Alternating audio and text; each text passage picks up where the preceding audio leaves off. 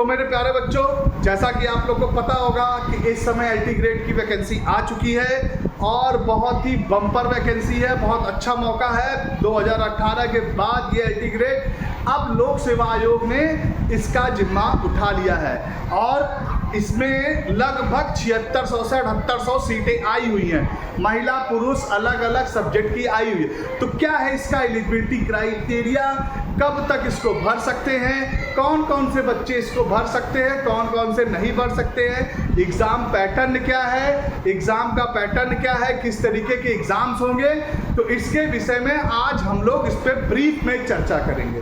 तो देखिए, सबसे पहले तो इस बात के लिए प्रिपेयर हो जाइए कि हमें क्या करना है। अब एग्ज़ाम की तैयारी बहुत प्रॉपर वे में स्टार्ट कर देनी है। प्री के एग्ज़ाम्स होंगे, उसके भी नोटिफिकेशंस आएंगे। अभी फ़िलहाल हमें 28 तारीख से इसके आवेदन स्टार्ट हो चुके हैं। हमें क्या करना है, सबसे पहले इसके आवेदन को करना है। आवेदन को करने से पहले आपको वन टाइम रजिस्ट्रेशन करना होगा।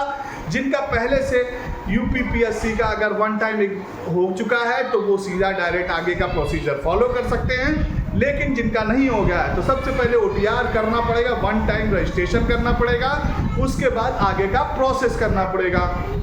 इसके बाद क्या है इसकी एलिजिबिलिटी क्राइटेरिया, 21 से 40 वर्ष तक आप इसकी आयु कंप्लीट कर चुके हों, इसके बीच में होनी चाहिए, तभी आप लोग इसके फॉर्म को भर सकते हैं।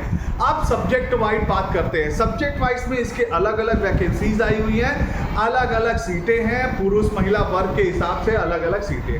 तो आज हम ये छोटे से वीडियो में आपकी कुछ डाउट को क्लियर कर देंगे, specially in computer subject. Computer वाले अभी सोच रहे होंगे कि क्या इसका एलिजिबिलिटी क्राइटेरिया है, क्या हम भर सकते हैं कि नहीं भर सकते हैं, कैसे भर सकते हैं, क्या एलिजिबिलिटी क्राइटेरिया है। तो आइए चलते हैं इसके कुछ नोटिफिकेशंस की तरफ। नोटिफिकेशन की जानकारी में हम लोग इस पर कुछ चर्चा करते हैं। आइए चलते हैं इसके कुछ नोटिफिकेशन।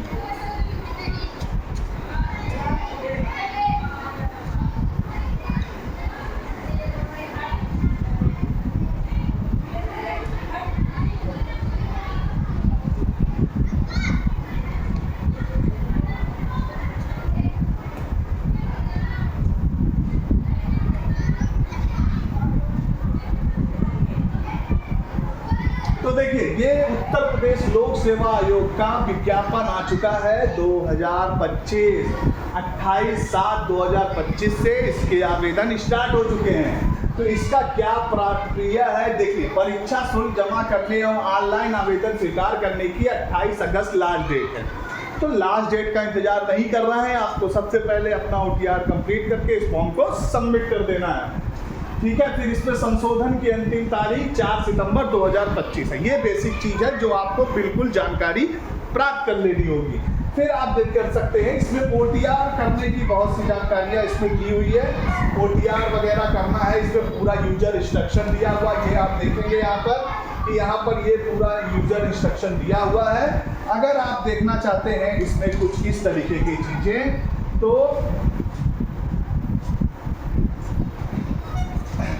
आप अगर देखना चाह रहे हैं, ये यहाँ पर अगर आप देखें, ये पूरा इसका यूजर इंटरफेस दिया हुआ है। इसमें पूरी जानकारी इसमें पूरी दिया है, रिक्त संख्याओं को करने की भी जानकारी दी हुई है।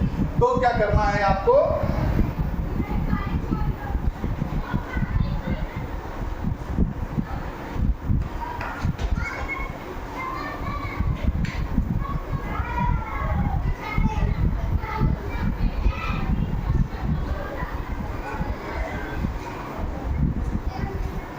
तो आप आ जाएंगे, आप देख रहे होंगे इसमें बहुत सी चीज़ें दी हुई हैं। ये आप लोग समय से देखिए, शुल्क पेमेंट करने की डेट, दिनांक, सब कुछ इसमें दिया हुआ है।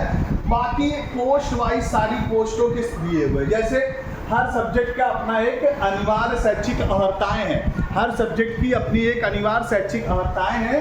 आप यहाँ देख रहे होंगे, जैसा कि आप देख रहे होंगे, हिंदी के लिए अलग माना गया है, अंग्रेजी के लिए अलग माना गया है, बीएड की उपाधि मांगी गई है। स्पेशली हम आते हैं, चूँकि मेरा कंप्यूटर का सब्जेक्ट है, मैं कंप्यूटर सब्जेक्ट को पढ़ाऊंगा, तो मैं कंप्यूटर सब्जेक्ट से रिलेटेड आपको बताता हूं कि कौन से ऐसे बच्चे हैं जो कंप्यूटर सब्जेक्ट्स में इस फॉर्म को भर सकते हैं। तो आइए देखते हैं इसमें ब्रीफ पे।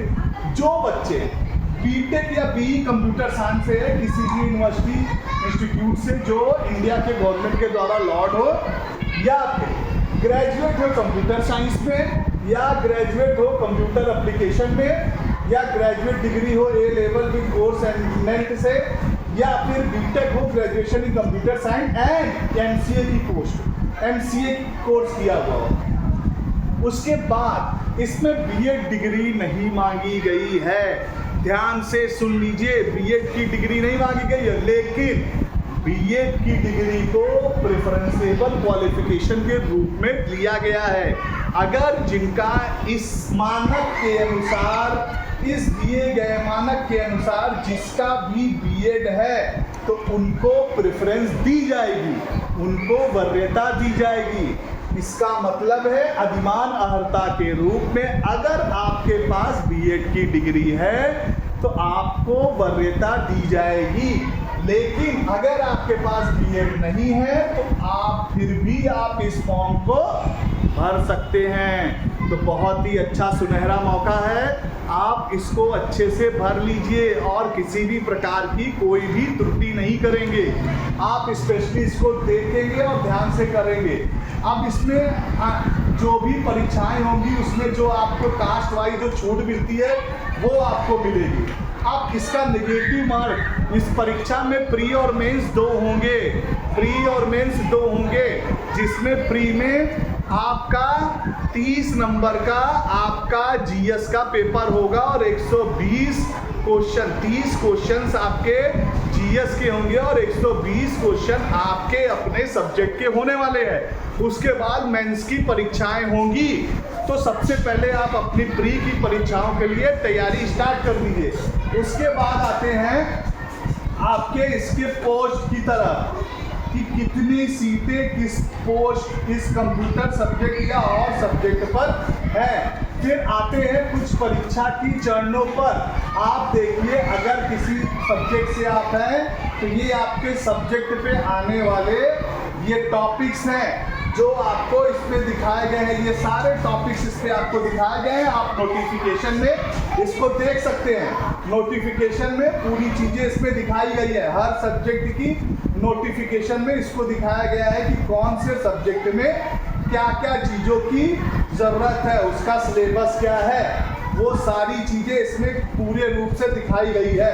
तो ये रहा कंप्यूटर का पाठ्यक्रम, जिसमें डिजिटल तर्क और सर्किट और सतत गणित संरचनाएं हैं, कंप्यूटर संगठन वास्तुकला है, डेटाबेसेस है, सी प्रोग्रामिंग है और ऑपरेटिंग सिस्टम्स है, डेटाबेस का प्रबंधन है, कंप्यूटर नेटवर्क है, सॉफ्टवेयर इंजीनियरिंग है, इंटरनेट है, सूचना इंफॉर्मेशन, साइबर कानून है। ये सारी चीज़ें, कंप्यूटर ग्राफिक्स, ये सारी चीज़ें आपके कंप्यूटर टॉपिक के अंतर्गत आने वाली है।